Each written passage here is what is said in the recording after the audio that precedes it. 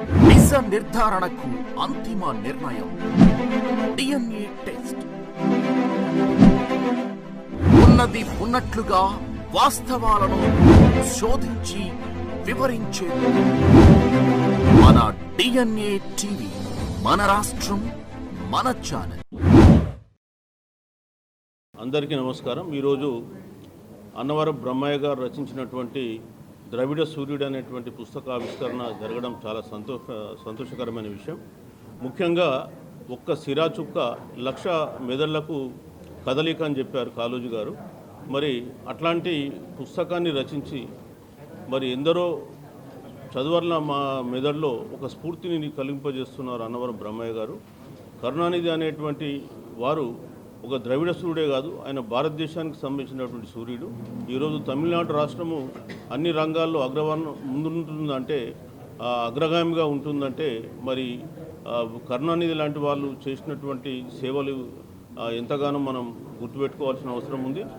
ముఖ్యంగా మరి ఆంధ్రప్రదేశ్లో పుట్టి మా తమిళనాడుకు వెళ్ళి అక్కడ ఒక వెనుకబడ్డ సామాజిక వర్గానికి చెందినటువంటి వ్యక్తి తమిళ రాజకీయాలను సుమారు ఒక 50 సంవత్సరాలు శాసించడం అనేది మామూలు విషయం కాదు. మరి ఆయన కేవలం రాజకీయ నాయకుడే కాదు, అనేకమైనటువంటి పుస్తకాలు రాయడంతో పాటు ముఖ్యంగా సినిమాలో ఆయన రాసినటువంటి డైలాగులు, స్క్రీన్ ప్లే ఈరోజు కూడా అందరినీ కూడా ఉర్రూతలూగిస్తూ ఉంటాయి. మరి పెరియారు ఆలోచనలతో ప్రభావితమైనటువంటి కరుణానిధి గారు ఈరోజు భారతదేశంలో తమిళనాడు అంటే ఒక సంక్షేమ పథకాలకు మారుపేరు. అదేవిధంగా బీసీ రిజర్వేషన్కి పుట్టిన గడ్డ. మరి ఆ విధంగా మలచడానికి కరుణానిధి గారు ఎంతగానో కృషి చేశారు. మరి ఈ పుస్తక విడుదల సందర్భంగా ముఖ్యంగా ఆంధ్రప్రదేశ్ బీసీ ఇంటలెక్చువల్ ఫోరం సన్నాహక సమావేశాన్ని ఏర్పాటు చేసినటువంటి మిత్రులు, అదేవిధంగా ఈనాటి కార్యక్రమ అధ్యక్షులు రవీంద్రనాథ్ బాబు గారికి, అదేవిధంగా ఈ కార్యక్రమంలో ముఖ్య అతిథిగా పాల్గొంటున్నటువంటి మాజీ డీజీపీ పూర్ణచంద్రరావు గారికి కూడా ప్రత్యేకంగా అభినందనలు. ముఖ్యంగా ఆంధ్రప్రదేశ్ రాష్ట్రంలో ఒక బీసీ ఇంటలెక్చువల్ ఫోరం అనేది ఏర్పడడం సంతోషకరమైన విషయం. దీని కొరకు విశేషంగా మన పూర్ణచంద్రరావు గారు కృషి చేయడం జరిగింది.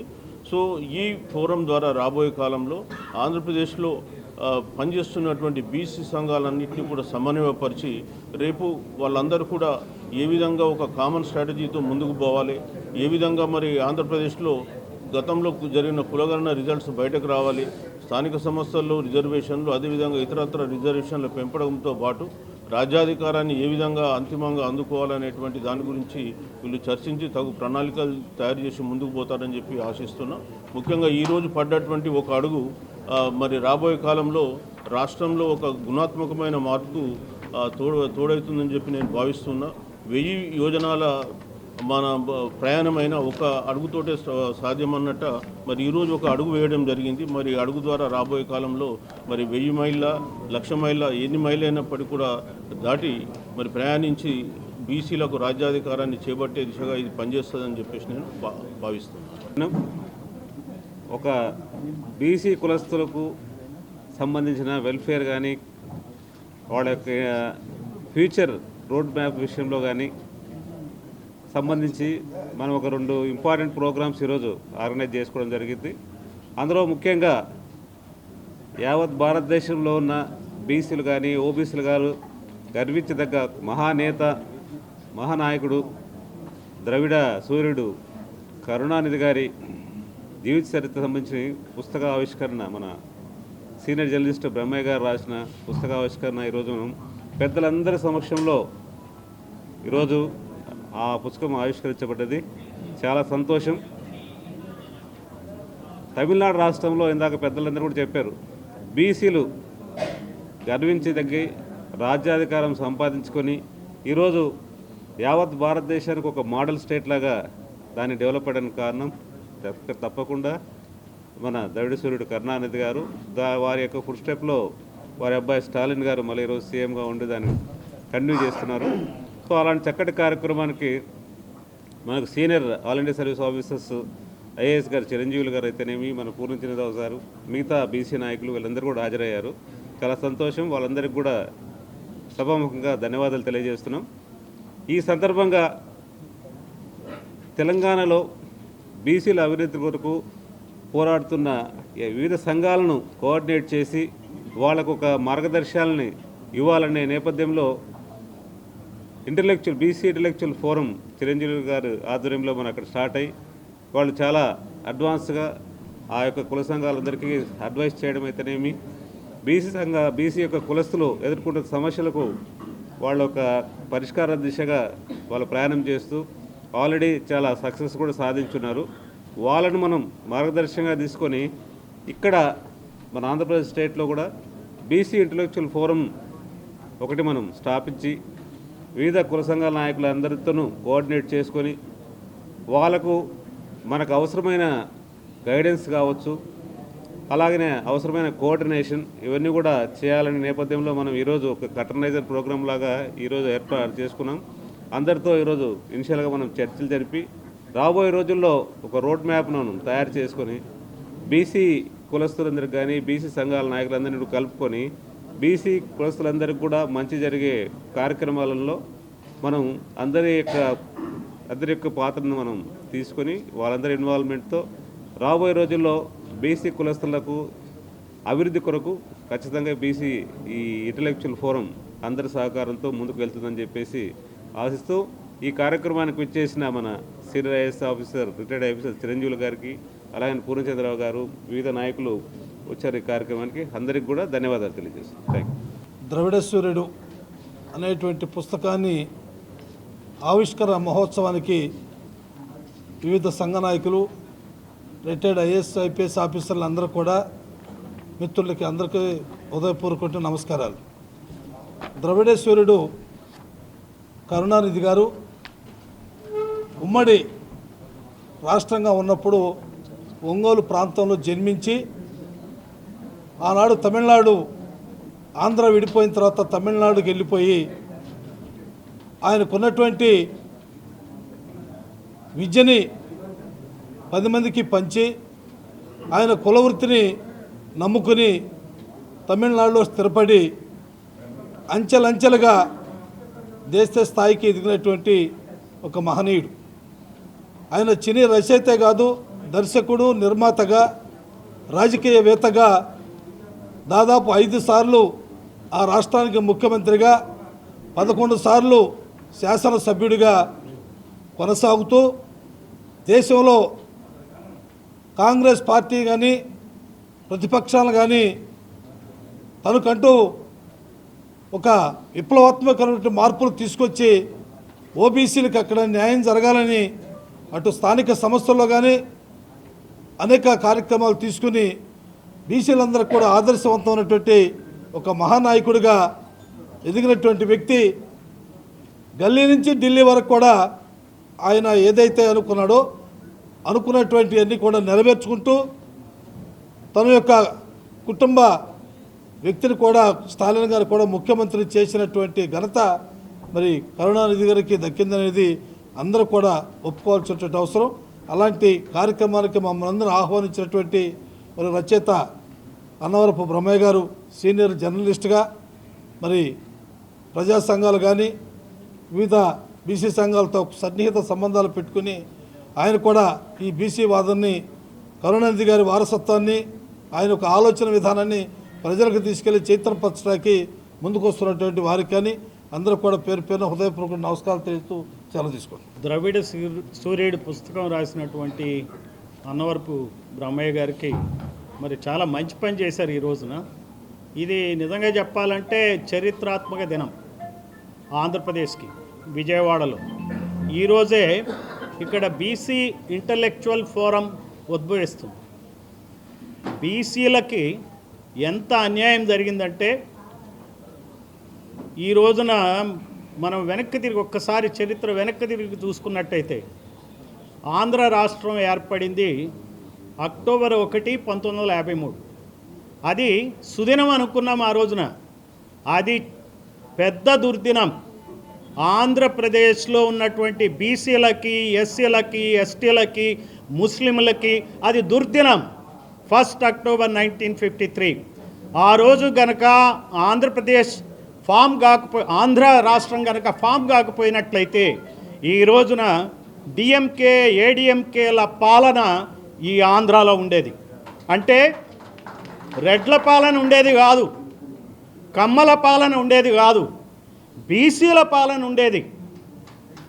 ఈ రోజున ఇది చారిత్రాత్మక. ఈ బుక్ ఈరోజు రిలీజ్ చేయటం, కరుణానిధి గారి పేరెంట్ రావటం అనేది చాలా ఔచిత్యం ఉంది. ఈ రోజున 1953లో జరిగినటువంటి అన్యాయం ఏంటంటే, ఇద్దరు బ్రాహ్మణ నాయకులు కొట్లాడుకుని మద్రాసు రాష్ట్రాన్ని విభజించారు. ఇటువైపు టంగుటూరి ప్రకాశం పంతులు, అటువైపు రాజాజీ. కాంగ్రెస్ వాళ్ళే ఈ విభజించింది.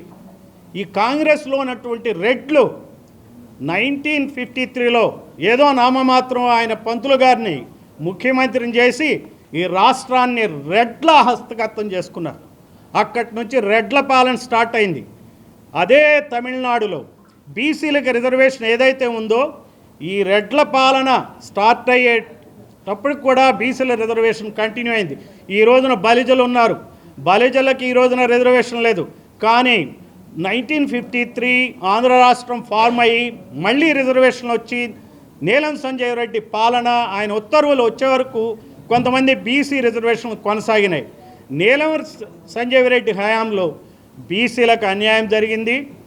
బీసీలకి రిజర్వేషన్లు ఇవ్వకుండా దాదాపుగా 25 సంవత్సరాలు బీసీలని అన్యాయం చేసింది కాంగ్రెస్ ప్రభుత్వం. సరే, ఎన్నో రకాలుగా బీసీ నాయకులు ఉద్యమాలు చేయబట్టి, సర్దార్ గౌతు లచ్చన్న లాంటి మహానుభావులు ఈ రాష్ట్రంలో ఉండబట్టి, బీసీ నాయకులు ఉండబట్టి ఈ రోజున రిజర్వేషన్లు బీసీలకి రాగలిగినాయి. ఇదే విషయంగా మనం కనుక ఆలోచించినట్టయితే 1983లో ఆంధ్రుల ఆత్మగౌరవాన్ని అదొక దగా మోసం జరిగింది ఆంధ్రప్రదేశ్ బీసీలకి. ఎన్టీ రామారావు తెలుగుదేశం పార్టీ పెట్టి ఆంధ్రుల ఆత్మగౌరవం అంటే ఒక కులం ఆత్మగౌరవం అయిపోయింది. ఈ రోజున బీసీల ఆత్మగౌరవం కాదు ఇది. బీసీలకు కానీ, ఎస్సీలకు కానీ, ఎస్టీలకు కానీ, ముస్లింలకు కానీ ఆత్మగౌరవం లేదు. ఒకే ఒక కులానికి ఆత్మగౌరవం ఈ రోజున ఎన్టీ రామారావు నాయకత్వంలో తెలుగుదేశం పార్టీ సాగించేది. ఇప్పటికీ అదే సాగిస్తుంది. ఎన్టీ రామారావే పెద్ద నాయకుడు. ఎన్టీ రామారావు సభలకి అన్ని కులాల నాయకులు, అన్ని పార్టీల నాయకులు అటెండ్ కావచ్చు. కానీ నిన్నగాక మొన్న నూజివీడులో సర్దార్ గౌతు లచ్చన్న బీసీ నాయకుడి విగ్రహ ఆవిష్కరణలో అన్ని రకాల కులాల నాయకులు, బీసీ నాయకులు అటెండ్ అయితే వాళ్ళు వేరువేరు పార్టీలని చెప్పి ఒక గౌతు లచ్చన్న మనవరాలు, ఒక ఎమ్మెల్యే గౌతు శిరీష మీదనే ఒక పేపర్లో భయంకరంగా రాశారు. ఆమె ఏదో తప్పు చేసినట్టు, సో బీసీ నాయకుడిని కలుపుకోవటం తప్పైనట్టు. ఆ బీసీ నాయకుడు ఎవరైతే ఉన్నారో, ఎవరైతే అబ్జెక్షనబుల్గా ఉన్నారో, మీరు ఆల్రెడీ క్రిమినల్ కేసులు పెట్టారు, అరెస్టులు చేశారు, ఇంకా ఉంటే చేయండి. కానీ గౌతు శిరీష ఎమ్మెల్యేని ఆ రకంగా కించపరటం, అదే కాకుండా ఒక సీనియర్ నాయకుడు పార్థసారథి యాదవ్ సామాజిక వర్గానికి చెందిన ఆయన్ని కించపరచటం, వాళ్ళకి తాకీదులు ఇవ్వటం. తాకీదులు ఇచ్చింది ఎవరు? పల్లా శ్రీనివాస్ యాదవ్ బీసీ ప్రెసిడెంట్ కాదు, ఆయన తెలుగుదేశం పార్టీ ప్రెసిడెంట్ పల్లా శ్రీనివాస్ యాదవ్ ఇవ్వలే, లోకేష్ ఇచ్చాడు. లోకేష్ ఎవరు? ఎన్టీ రామారావు మనవడు. ఎన్టీ రామారావు మనవడు ఎవరికి ఇచ్చాడు? సర్దార్ గౌతు లచ్చన్న మనవరాలికి నోటీసులు ఇచ్చారు. చూడండి, ఇదే బీసీలకు జరిగే అన్యాయం. బీసీలు ఏం చేసినా తప్పే, బీసీలు అణిగమణిగి ఉండండి అనే ధోరణిలో అట్లు రెడ్ల పార్టీ అయినటువంటి వైసీపీ, కాంగ్రెస్, అలానే ఇటు టీడీపీ అన్యాయం చేస్తుంది. బీసీలు గనక మనం బీసీలం, ప్రతి ఒక్కరూ బీసీ అని మనం గుర్తుపెట్టుకోవాలి. బీసీలు కూడా ఈ రోజున మనం చూసుకున్నట్టయితే బీసీలలో విభేదాలు సృష్టించడానికి ఈ పార్టీలు ప్రయత్నిస్తున్నాయి. యాదవులు, గౌడ్ల మీద ఇతర బీసీలకి ఈర్ష్య, అసూయ, ద్వేషాలు వచ్చే విధంగా ఈ ప్రయత్నిస్తున్నాయి. నిజంగా చూస్తే మనం ఆంధ్రప్రదేశ్లో, మరి మన ఈ ఆంధ్రప్రదేశ్ నా లెక్కలో నేను చెప్పేది ఏంటంటే ఇది కులాంధ్రప్రదేశ్. ఈ కులాంధ్రప్రదేశ్లో ఇంతవరకు 16 ఎన్నికలు జరిగినాయి. ఈ 16 ఎన్నికలు, అసెంబ్లీకి జరిగిన ఎన్నికల్లో 2902 మంది ఎమ్మెల్యేలు అయ్యారు. అందులో కమ్మ, రెడ్డి ఎమ్మెల్యేలు 1207 మంది అయ్యారు. ఇది తమిళనాడులో జరుగుతుందా? తమిళనాడులో జరగదు. ఎందుకంటే అక్కడ ఉన్నది బహుజన పాలిటిక్స్, పెరియార్ వాదం. పెరియార్ని ఇమిటేట్ చేశారు. అక్కడ ఫ్రీ రైస్, తక్కువ రేటుకే రైస్ ఇవ్వటం అనేది చేశారు. తమిళ పేర్లు పెట్టినట్టు, మెరీనా బీచ్లో విగ్రహాలు పెట్టినట్టు, ఇక్కడ మనకున్నటువంటి హైదరాబాద్లో ట్యాంక్ బండి మీద విగ్రహాలు పెట్టారు. అలానే తెలుగు పేర్లు ప్రయాణ ప్రాంగణాలని బస్ స్టేషన్లకు పెట్టారు. ఈ ఓన్లీ పై మెరుగులే దిద్దారు కానీ అంతర్గతంగా బహుజనవాదాన్ని తెలుగుదేశం పార్టీ ఇంప్లిమెంట్ చేయలేదు. అందుకనే ఈ రోజున మనం చూసుకుంటే బీసీ ఎమ్మెల్యేలు గత 16 ఎన్నికల్లో 498 మంది అయ్యారు. 2902 మంది ఎమ్మెల్యేల్లో సగానికి సగం అంటే 14-1500 మంది ఎమ్మెల్యేలు అవ్వాలి. కానీ అయింది ఎంతమంది? 498 మంది. మరి రెడ్లు కమ్మలు కలిపితే 10-15% ఉంటారు. అంటే వాళ్ళు ఎంతమంది ఎమ్మెల్యేలు అవ్వాలి? 2902లో 300 కానీ 450 కానీ కావాలి. కానీ 1207 మంది అయ్యారు. ఇది జరిగే అన్యాయం. బీసీలందరూ మనం యాదవులు గౌడ్లు కలిపైన ఎమ్మెల్యేలు ఎంత? 114. వాళ్ళ సంఖ్య కమ్మ రెడ్లు ఎంతమంది ఉన్నారో అంతే యాదవులు గౌడ్లు ఉన్నారు. అయినప్పటికీ వాళ్ళ ఎమ్మెల్యేల సంఖ్య 114, 10% కూడా లేదు. అందువల్ల బీసీలందరూ ఏకం కావాలి, బీసీలం మనం అని చెప్పుకోవాలి. BCs are born creators. బీసీలే ఈ రాష్ట్రానికి వెన్నెముక. మీరు పై మెరుగులు దిద్దుతూ పై వ్యవహారాలు చేస్తూ తెల్లబట్టలు వేసుకుని అక్కడ ఒక 555 సిగరెట్ ప్యాకెట్టు, ఒక పచ్చ నోటు పెట్టుకుని ఏమీ పని చేయకుండా ఈ విజయవాడ వీధుల్లో తిరుగుతూ మీనే రాష్ట్రాన్ని పాలించినట్టు, మా ప్రభుత్వం వచ్చిందన్నట్టు, పైన అమ్మవారు కిందకు అమ్మవారు మిగిలిన వాళ్ళు ఏమీ కానట్టు చేసేటువంటి ఈ రాజకీయం మానేయాలి. బీసీలు దీన్ని గమనించాలి. బీసీలు అందరం ఏకమవుదాం. బీసీలు ఏకమైతేనే బీసీలతో పాటు ఎస్సీలతో పాటు ఎస్టీలతో పాటు ముస్లింలతో పాటు ఏకమైతేనే తమిళనాడులో కరుణానిధి స్ఫూర్తిగా ఏ రకమైనటువంటి పాలన సాగుతుందో, అత్యధిక తలసరి ఆదాయం ఏ విధంగా ఉందో అదే విధంగా మన రాష్ట్రంలో రావాలంటే కరుణానిధి స్ఫూర్తితో మనం ముందుకెళ్ళాలని చెప్పి తెలియజేస్తున్నాం.